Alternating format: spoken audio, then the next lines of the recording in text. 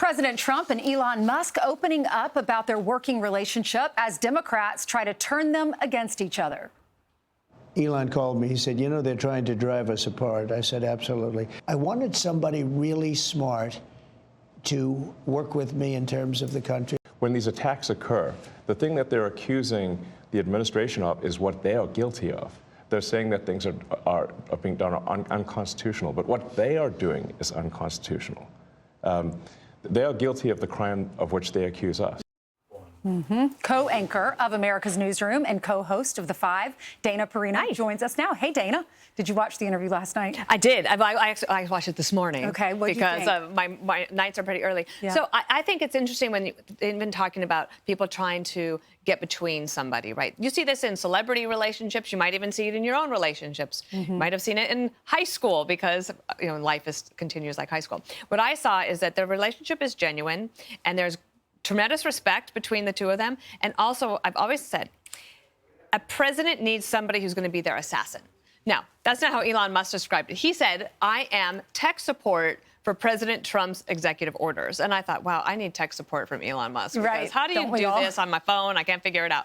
I don't think they will be, the left will be successful in driving a wedge between the two. When you have mutual respect with somebody, nothing's going to come between that. That's true. Only you can screw that up. And that could happen, of course, but right now I think that they're a little bit on a roll. People are enjoying it. It doesn't mean that everything's perfect. And even Elon Musk said, I'm going to make mistakes. But President Trump has given him a lot of room to run and get things done. And I think Trump respects the fact that there are results. I thought it really humanized both of them. I thought they had some fun moments. They were laughing with each other. I thought it was very conversational.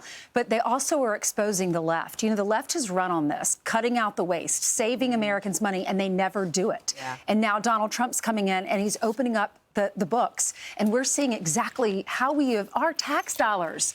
The average American makes $66,000. They pay taxes, and their money is being wasted. Right. I think about what Lee Zeldin, who is now the EPA administrator, found, where you had billions of dollars going to so many climate projects and not getting any results. And one of them is connected to a free Palestine. Now, you might say, that's a worthwhile program. But you can't answer the follow-up question. Is that something that federal taxpayer dollars should be going for? And I think that the American people are saying, obviously, no. Yep, they get it. You have a new book coming out. And you're in it. Well, thank you.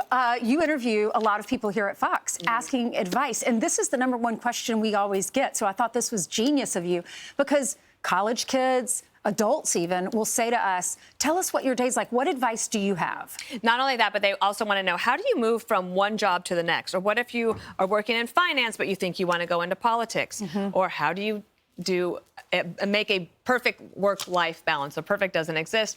But I interviewed a lot of people here, and then also my friend Dirk Bentley in Nashville. He participated, Mike Rowe, Selena Zito, my college roommate, to answer all of these questions. And so I feel like it's fresh, convenient, efficient, all of those questions all in one place, and not just for young women. It's called I Wish Someone Had Told Me. How do you answer that? What do you wish someone had told you? Well, that title came from my mom. When she read Everything Will Be Okay, which was really about young women and their quarter-life crisis, she said, wow, I wish somebody had told me this. Oh, really? Right. So I took that and said, well, maybe we could do that. And then we have a little game to play. Okay. With you. Ready. So I'm going to read a quote.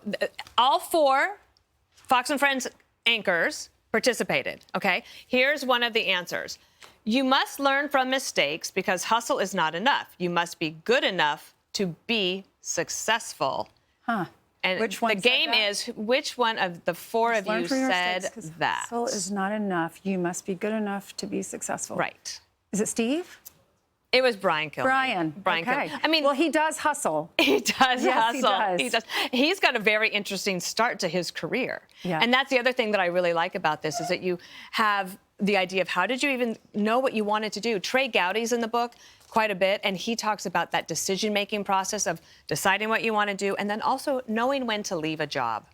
Yeah, that was also something, because when he left Congress, he's like, you know, he talks about waking up every day and feeling like this is not my purpose. And if you feel that way, then you have to make a plan to leave. And I interview my friend Michelle Chase. She's over at Omnicom, and she says she's in HR, and she talks about How many weeks do you need to give a notice? Should you leave a job without having a job before? So all of those types of things. Great advice. Great advice. I'm very excited for it. It This comes out in April. But you can pre-order it now. So go on Amazon or wherever you buy your books. Yeah, at foxnewsbooks.com. You can pre-order it there, too. There you go. Congratulations. Thanks so much. And look how beautiful you are. Oh, I thank Y'all, you. she has the best hair of anyone at Fox. I don't know, we're kind of Gorgeous. similar.